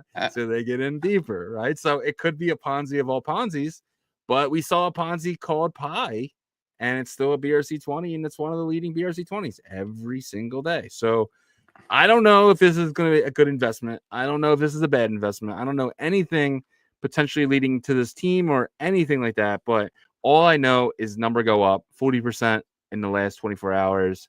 I don't know, man. Can this go to 5 million? Hell yeah. Can it go to zero? I would DCA out though as it goes up, just because I'd be so nervous that it is highly bundled. But what's the difference in bundled and like BitCat, for instance? Like they both could just dump on you any second. Yeah, I think BitCat had like a 70%, which is high too. Yeah, they're a lot of stuff is bundled because the user volume isn't there yet. It's like I mentioned, I feel like Odin is like abstract like a month and a half ago in terms of like fungible token liquidity, availability. It feels very similar. Like the one they would get to like 1 million, 1.5 million, and then they would pull back to like 800,000, 700,000, 600,000 as time got, as the market got bad. And so that's exactly how I feel right now. So abstract did get to like another level. And so that's what I expect here. But like, we'll see, if more liquidity pours into Odin though. Yeah. I agree. But still though, like Odin Gold is up. We know that's bundled, but it's up 41%. And something like BitDog, we know is not bundled. It's down 50%. So, I mean, at the same time, you're a little worried about getting into a bundled token, but then the community is dumping on you anyway. So it's just like, it's one of those things where even Confucius, for instance, like we do know that this is kind of bundled, right? So Pep Odins, if you go to Pep Odins, you can look them up. And I think Confucius is maybe not bundled. Let me see here. Let me see how much. I guess my point is like, maybe bundled isn't a bad thing in bear markets. I mean, it's bad. Like I said, if there's like tons of volume and tons of tokens that are, being, so the bundle, it's a 20% bundle. So that's like, that's pretty good distribution there for sure. Yeah. But yeah, I mean, the BitDog thing right there, there was a lot of people that were in that top. It went up so fast on day 2 or 3 to like one. It went from 150,000 to like 1.7 million. And a lot of those early people got out. And so the community's still there. Like I'm still in it. I'm still just trying to focus on what I've been wanting to focus on in terms of community building. And I think some of these other projects too, like if you look at Pep Odins too, the market cap with Pep Odins is at like 183, but like I know what those guys are building over there, and it's tool sets and stuff like that. So in my opinion, the ones that are still engaging with each other in their telegrams and trying to help each other and stuff like that, I think they just need to survive till the next kind of Odin push up. That's my perspective on it. My problem though with like it's a derivative of BitCat, right? You have BitCat, you have BitDog, you have BitFrog, you have Bit like all the other bits, right? They're BitBear. Like there's so many bits now. There's all derivatives of a BitCat, and I just never seen any derivative ever beat out the original, right? Like I've never seen anything with hat ever even compared to dog with hat. There's been hundreds of derivatives with hat, so that was always my scarcity, and it follows it too. Like we saw this at 8 million, this got to 1.5, and then you saw a 90% drop here, so you saw a 90% drop here, right? So it's like derivatives usually always follow what the big cat is doing here, or BitCat is doing here. So. I think there's maybe some rare cases to where if like there's no community with the first one and it falls out or whatever, and the second one does have an established community that like is not so much focused on the market cap, because right now, like if you focus on market cap on these, like you're gonna be like there was somebody that was in BitDog like stressing out, like trying to say, oh, push up everybody, push up. I was just like, dude, like chill out, right? Chill out, because like you do that, like you're creating anxiety for yourself a ton and others, and that's how I feel like Odin has been the past 2 days. If you look at like Sparks is completely backed by BeLife. They just opened a staking vault, not completely backed by BeLife. I should rephrase that. They have some BeLife people that have influence there, and they do like meetings, and they did an actual event, a Sparks event, and look at them, they're at 442,000. They were at 4 million once. So that's why I don't count BitDog out, or like some of these others out that have communities that are constantly in the Telegram, trying to come up with ideas. Like their BitDog website's going to be launched this weekend, just to talk about like, both sides of the cultures as well. Events, crypto events that might be in Asia, might be in the Western part of the world, stuff like that. Or like Pep Odins, they're launching stuff all the time, right? So to me, it's a matter of time of when these markets get back. The ones that continue to be active in their chats and stuff like that, the ones that don't and they're stagnant and they're not really talking and there's nowhere for people to go, I think those get flushed out. I just don't believe in meme coins, period. I think meme coins, you can do it. Like I only focus on the market cap of stuff, and I don't care about meme coins. I think they should all go to zero one day, and I think most of them will. It's just going to take time, but I think like that's why I'm bundled up in SuperX, right? I have most of my Odin funds in SuperX because of they're actually building something. They're building this aggregator for these pump fund models, and potentially SuperX could be one of the first tokens over there and stuff like that. So I am betting that they take SuperX over there. So I'm actually making a bet on a team instead of a community, because communities are cool, but I'll join the YMCA if I want to be a part of a community. I don't need to buy a coin into that stuff. You know? My problem with SuperX though is that they seem to only come out once in a blue moon to give any communication, and then it pumps and then they're ghost again. And so like they're building something. Well, I mean, supposedly, right? So I mean, we've seen pictures. I lost a lot of trust with them after the first time, whenever they said that, we're going to be the number one market cap and all this stuff, and then like everybody, you go to their Telegram and everybody's like, what, give us an update, and they're like, it's coming, and like 2 weeks later or a week and a half later, they just randomly, whenever things were kind of pumping a week and a half is a short amount of time. Well, not in crypto. Week and a half is like a month and a half. These guys are a multi-million-dollar company, right? They have a portion of that company is doing something, right? They're actually building this aggregator. The trust is, in my opinion, the trust is lost with them, but they'll have to prove it by releasing something. But we'll see. I don't think so. I mean, you're still sitting at 200K. It's still in the top potentially 10 of these tokens, and it's the only one actually building stuff. Like Odin Dog not building anything, Odin Gold not building anything, BitCat not building anything. No one's building anything. Maybe Sparks, maybe. But Well, Super X is the only one with upside that could 100x, in my opinion, for the sense of if this product does launch. I mean, you got to admit, if they launch a product it's just like Ghost Node for me. Like Ghost Node, the rumor is that, like, you know, it's related to Caffeine AI, and Dominic but have you Williams was seen behind it. anything to Yes, indicate that? yes. Like there was a video I that. haven't. So I have. So let me explain it. So there's a video for the Ghost Node X account that was posted, and he was typing up Caffeine AI, and you know, a release or something like that, and then everybody was like, okay, Ghost Node Caffeine AI, that's going to be connected, you know, and in the reflection you could see what looked to be like Dominic Williams. So that's why, that's the kind of stuff though that I hate, because it's like, it's kind of like, you know, people are waiting now for them to say something again. You know what I mean? That's why I if we're gonna do this kind of pump fun like stuff to where you're creating a meme coin, I prefer the community side of it. But I do see that there is that risky kind of upside with Super X, because, you know, if it does end up being an aggregator launchpad and they use this on there as like their coin, that could be huge, right? But I just kind of lost the trust with them after that first launch, and they were very quiet, and they removed the pinned tweet about their launch. And to me, they didn't remove the tweet though itself. You know, like I said, they're a multi-million-dollar company that has to, you know, they're launching coins every day, right? They have a new pinned comment every couple of days, right? Because they're launching new coins and stuff like that. So this is only one sector of their business, is this pump fund model. This isn't their business, like, in a sense. But yeah, with Ghosto though, I didn't realize that it was that connected. So that actually gets me a lot more bullish on it, because I want stuff with upside, and for me, community is not enough upside for me to invest in something. Yeah.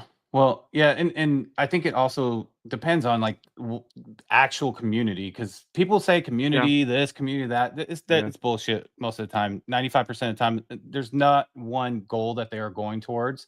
It's really community. Let's get together and make more money. That's all it is. And look, I get that. That's, you know, people are in crypto to make, you know, financial freedom and stuff like that. But what those big meme communities did in 2021 and stuff like that, I mean, that was great. Right now, to replicate that's gonna be really hard. It's gonna be really hard. But that was see. the first time, right? And like that stuff doesn't happen, like happen twice. Like those type of, it was the first meme coin. It was the first meme coin. It was it was something brand new. It was different. Oh, It was you're funny. talking about GameStop Doge? happened. Doge, Shiba, everything that came out during so that Doge time. was the first different meme coin. Shiba was the second. But Fluffy I'm just was the saying, third. like, in that sector of time when GameStop was popping, that was something anomaly that's probably will never happen again.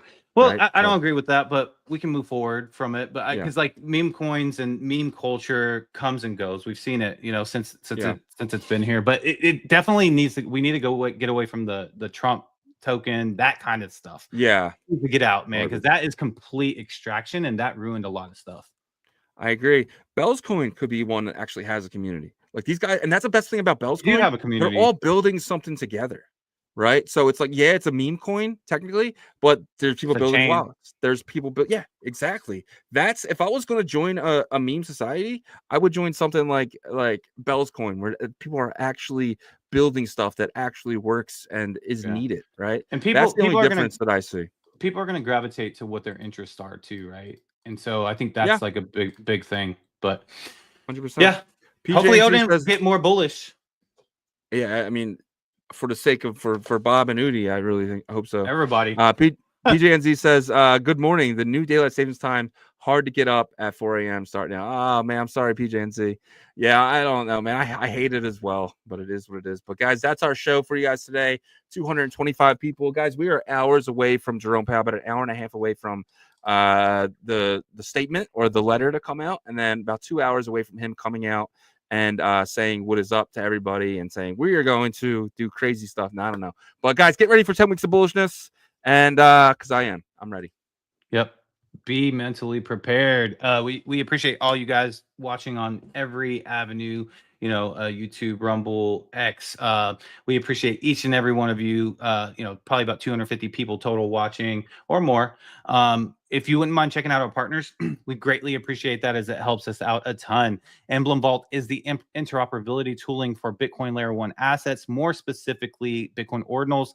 You're going to be able to jump your puppets, node monks, your OMBs, your frogs from Bitcoin Layer 1 to Merlin, Bitcoin Layer 2, to Base, to Abstract, to Arbitrum, Not going to stop there either. They're eventually going to add Solana, and you're going to be able to use their AI agent hustle to be able to vault those ordinals for you and take them to the different environments. They also have their rune that's going to be TGE this year in September, but you can actually have exposure to it right now as an ERC 721 on OpenSea. It's called Founder Vault Keys, and you can purchase them now. And then during TGE, what happens is those Founder Vaults, they actually open up, and then you get to have your runes in your Bitcoin wallet.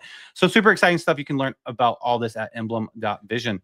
And BetBTC is the predictions marketplace for the Bitcoin ecosystem. They're utilizing ICP and Bitcoin technology for you guys to be able to place bets on their marketplaces, on their markets. They just released the Blitz 10-minute bet, which I don't know if Shizzy won or lost, but I want to say he usually loses with that. No, I'm just kidding. But no, but I mean, you're right. It's fun though, because you can do 10-minute bets, right? And in the future, they're going to have shorter ones too, 5 minutes and 1 minute blitz bets for you degens, but always be responsible. And then also we got to test some of, did you? We got to test some of the beta for the, that's not good. Bitcoin went down then. We get to test the beta for, we got to check out the beta, guys, for the create your own bets and bet with your friends and stuff like that, which is private, prediction market bets and stuff. But we are going to need about 5 or 6 of you community members that are interacting with BetBTC to be a part of this beta testing. So we're going to go through the kind of the top list and then see who is going to be a part of that group, but it should be very fun. But you can learn about all this at betbtc.win. And Artura Finance is the predictions marketplace for the Bitcoin ecosystem. They're going to be launching on Hemi Bitcoin Layer 2 very soon. But right now, you can go to artura.finance and place a paper trade with their platform, and your EVM address will get added to a raffle to possibly win part of their TGE that's going to be coming out very soon. It'd be good just to get familiar with their platform once mainnet rolls out, because I'm sure they're going to have campaigns and stuff like that. They'll also have passive income revenue as well, with vaults being the liquidity for the platform as well. So you can learn about all this at artura.finance. And Fluid Tokens, the first to offer retail staking vaults on Bitcoin Layer 1. A lot of these Odin projects are starting to bridge their runes from Odin to Bitcoin Layer 1, Pep Odins, and Sparks. If you are a part of those communities, you can do that because they have staking vaults open right now for you guys to earn. You can go to fluidtokens.com and click the Bitcoin side to see those staking vaults. But yeah, if you are a founder of an Ordinal collection or you etched a rune and you have an established community, reach out to Raul, which is the CTO of Fluid, and he'll get you guys hooked up with that. And Merlin Chain, your #1 scaling solution for Bitcoin native L1 assets and protocols. If you are a builder on Bitcoin Layer 1 and you want your protocol to be a bit more seamless and quick, reach out to Merlin Chain's team and apply for a Merlin Chain Builders Grant.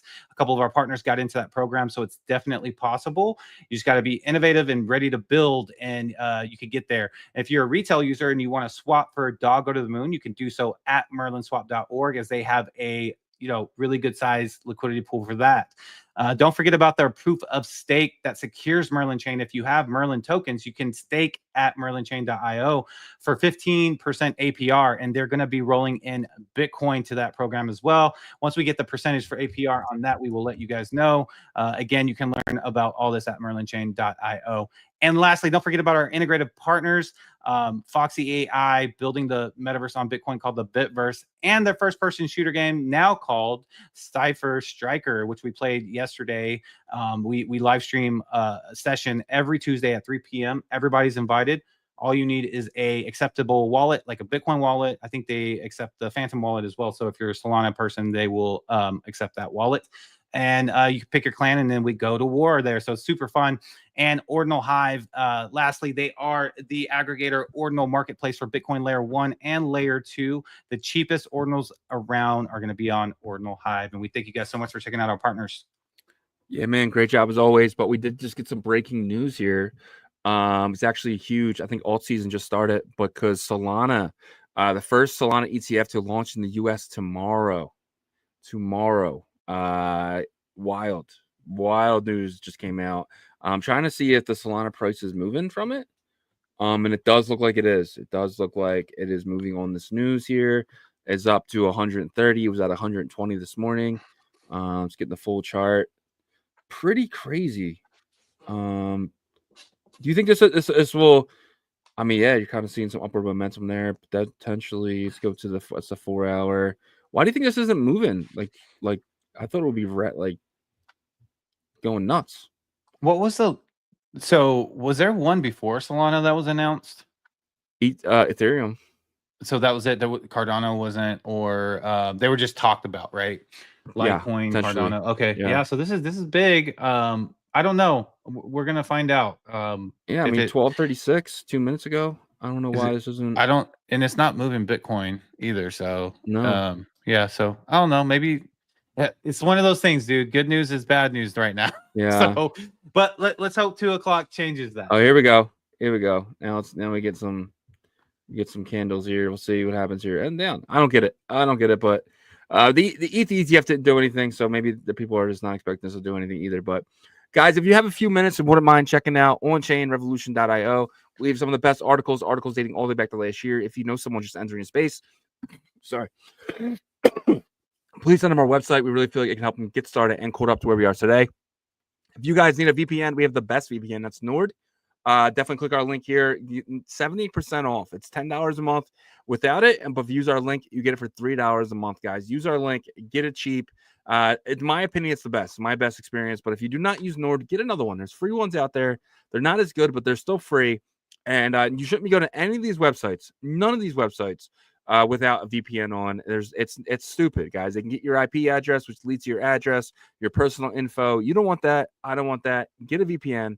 And if you want Nord, which is my personal favorite, you guys can click our link there and get 70% off. If you guys are going to Bitcoin in 2025 Las Vegas, it's going to be fun. It's going to be exciting, but do not wait till May to get your tickets. Get them as soon as possible. And that way, when you get your tickets, you can book your hotel and everything else. It's probably a lot cheaper to do all that now than it will be in May when things are starting to get backed up. But definitely, if you are going to Vegas or in Vegas, get your tickets through us. It's going to be fun. Click our link here. That helps the show. And if you guys need merch for that event or any event, or just kind of lounge around in home with, click our store tab here, and that'll take you to our Shopify, all done through a third party. We supply the logos, and if you would like your logo or anything to put on our store, please reach out to us. We can add that for you. And but that's our show, guys. We are live Monday to Friday, 11 a.m. Eastern, 10 a.m. Central, 8 a.m. Pacific, and 3 p.m. UTC. Check us out all week, guys. Until tomorrow. Peace.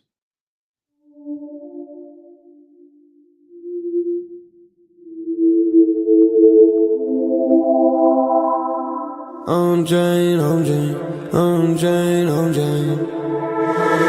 Revolution, roll call, market recap. You're not bullish enough, no. You're not bullish enough, no. Look at the price go, Bitcoin control. Why you still coping? Price action rolling. Don't fall for bear traps. Swapping indexes and putting it up in the sex. I can take profit right now. OnChain is where I be now. You can never look back. They don't want you to know. How did the market react? Fear and greed gotta adapt. Now we bridging the tokens and marching the network right now. You know how crazy we are. Nookies are savages now. They know how crazy we are. Chain abstraction, main attraction.